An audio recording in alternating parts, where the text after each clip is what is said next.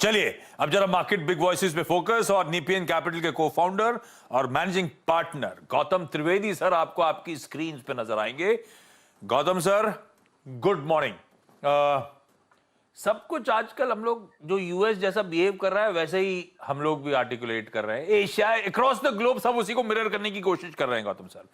थोड़ी सी science of stability नजर आए।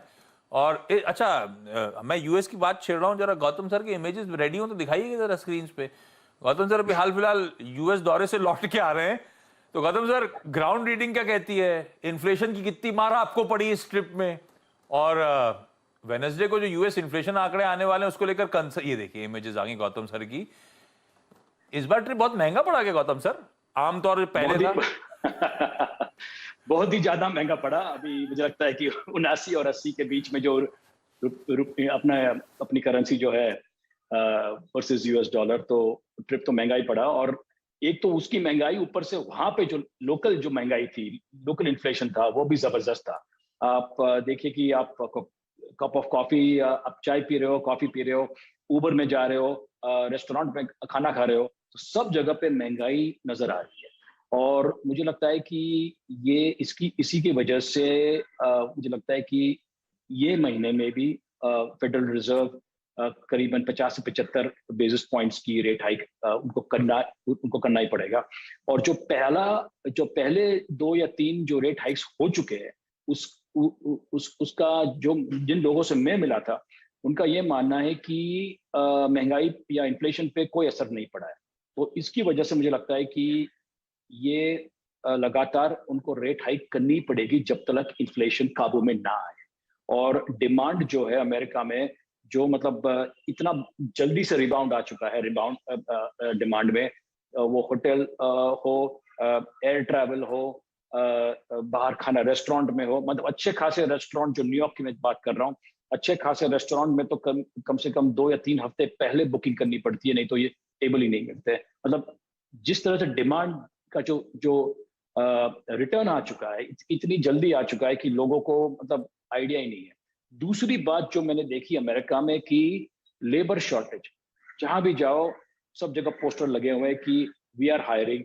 आपके पास आपको जो नौकरी की तलाश में हो, तो मेसीज हो, स्टारबक्स हो, जहां भी जाएंगे तो आपको लगेगा कि भाई यहाँ पे लेबर शॉर्टेज है। आप रिटेल स्टोर में जाइए तो पूरे फ्लोर पे शायद 1 या 2 सेल्समैन मिलेंगे। मैं मतलब रिटेल फ्लोर की बात कर रहा हूँ, करीबन 25 या 30 हजार स्क्वायर फुट का जो एक फ्लोर होता है, उसके अंदर सिर्फ 1 या 2 सेल्समैन मिलेंगे। जो प्री कोविड की जो मैं बात करूँ, कम से कम 7 से 8 सेल्समैन होते थे, अब अभी सिर्फ 1 या 2 मिलते हैं।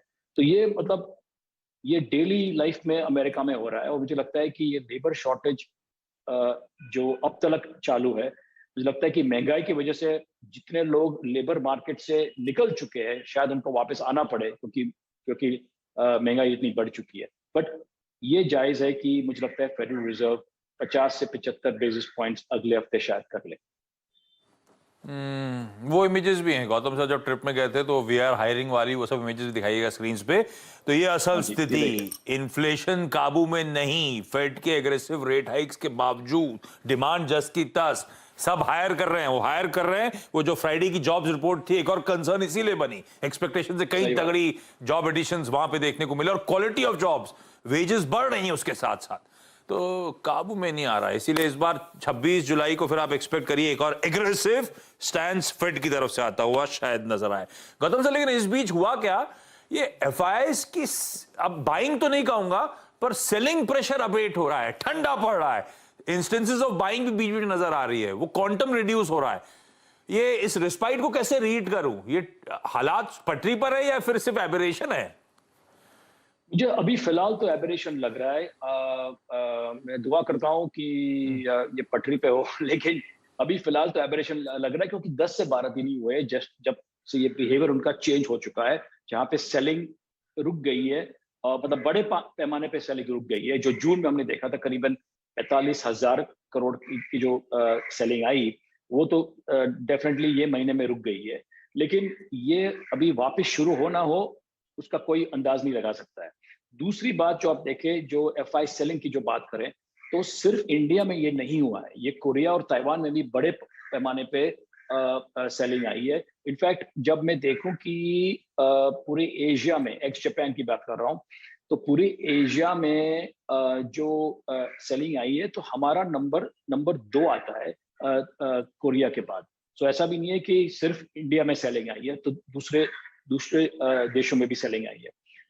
एक और बात आप देखें कि $40 बिलियन का जो सेलिंग आई है फ्रॉम अक्टूबर, जो अक्टूबर पिछले साल से जो 40 बिलियन की सेलिंग आई है, वो क्वांटम वाइज अपनी कैपिटल मार्केट्स की हिस्ट्री में, इक्विटी मार्केट्स की बात कर रहा हूँ, not even debt market, only equity market की बात कर रहा हूँ, अपने इक्विटी मार्केट की हिस्ट्री में एफआई या एफपीआई जिसको आजकल बोलते हैं, इतना सेलिंग कभी नहीं आया है।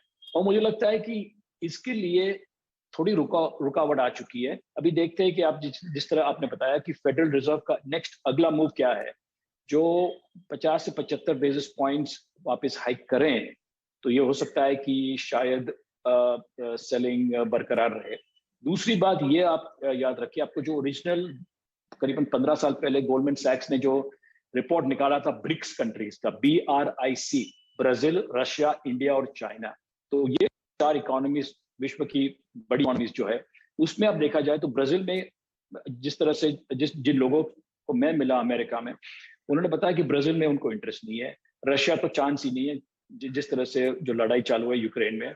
चाइना में लोगों ने पिछले करीबन 2 साल में पैसे नहीं बनाए, और कुछ लोगों ने ये भी बताया कि हम लोग अभी चाइना में कुछ 6-8 महीने तक एक पैसा नहीं डालेंगे।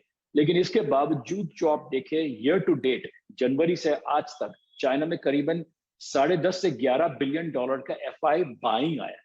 तो अपना जो हुआ है उससे उल्टा हुआ है। और कुछ लोग ये भी बोल रहे हैं कि चाइना में जो करेक्शन आ चुका है, तो इंडिया के हिसाब से आप देखिए एशिया में तो सबसे महंगा मार्केट रहा है और अभी भी सबसे महंगा मार्केट है। तो वी आर नाउ ट्रेडिंग करीबन 18 टाइम्स FY23 कैलेंडर, मतलब दिसंबर 23 की बात कर रहा हूं। और जो आप बाकी मार्केट्स को देखें, एशिया एक्स जापान में एवरेज ले रहा हूं, वो करीबन 11.5 टाइम्स है, और चाइना करीबन 10.9 से 11 टाइम्स ट्रेड कर रहा है। तो मतलब अपना मार्केट फिर भी महंगा है, महंगा रहा है नॉर्मली, और इसकी वजह से मुझे लगता है कि थोड़ा सेलिंग शायद अभी भी बाकी है। ओके, सेलिंग अभी भी आप देखिए बाइंग है, बाकी है।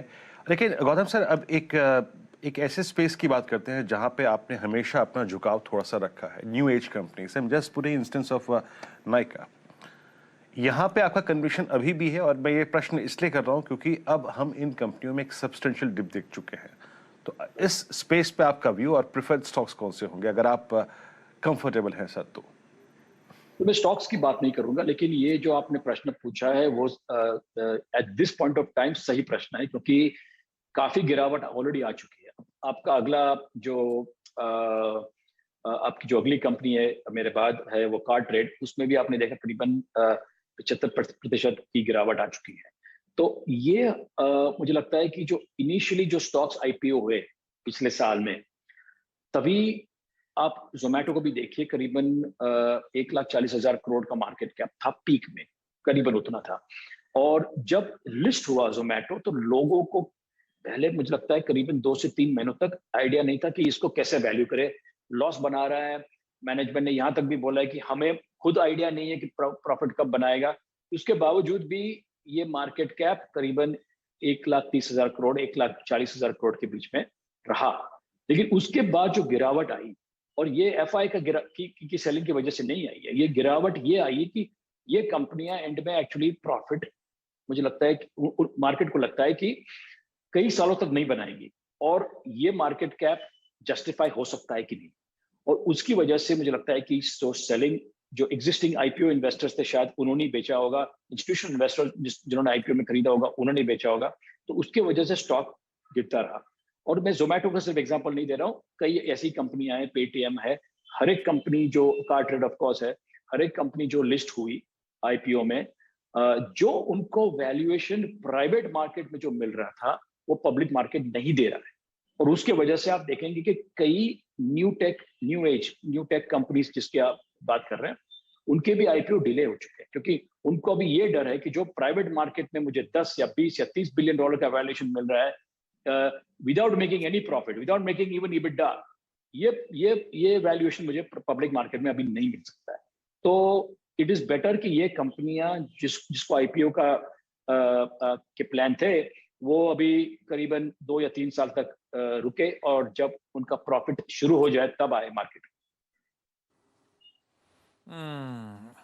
हाँ, सही बात है। जब लिक्विडिटी थोड़ी सी सकआउट हो रही है या डर है, रीचैनलाइज हो रही है, तो जहाँ पे aggressive valuations, growth stories, hopes थे, वो सब थोड़ी सी फिजल आउट हो रहे हैं। तो थोड़ा सा कंसर्न उन पॉकेट्स को लेकर।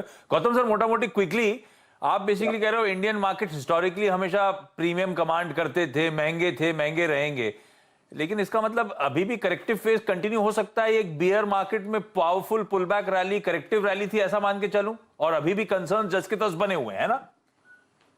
वो बात सही है, और इसमें क्या है कि सवाल ये उठता है कि अमेरिका और यूरोप, वो लोग रिसेशन में जाएंगे कि नहीं जाएंगे। आज की तारीख में जब मैं इन लोगों को, फंड मैनेजर्स को मिला अमेरिका में, उन्होंने ये बताया कि करीबन 30 से 50% की संभावना है, प्रोबेबिलिटी है कि यूरोप और अमेरिका रिसेशन में जाए। जो वो होगा तो मुझे लगता है कि एटलीस्ट एफआई मनी बहुत देर तक नहीं आएगा इंडिया में। लोकल जो पैसा आ रहा है वो मार्केट को सपोर्ट करता रहेगा, और वो भी पॉजिटिव है, क्योंकि जो एफआई का सेलिंग रुक जाए या कम हो जाए, और जो लोकल बाइंग जो है, म्यूचुअल फंड डायरेक्टली जो लोग इंफ्यूज कर रहे हैं, हाँ, मार्केट में पैसा इन्वेस्ट कर रहे हैं, जो वो बरकरार रहेगा, तो ये मार्केट एक्चुअली मार्केट के लिए पॉजिटिव है। ठीक बात। Gautam sir, thank you so much जुड़ने के लिए। और आपने जैसा कहा, अगले गेस्ट हमारे जुड़ चुके हैं कार ट्रेड कार वाले के सीईओ बनवारी लाल शर्मा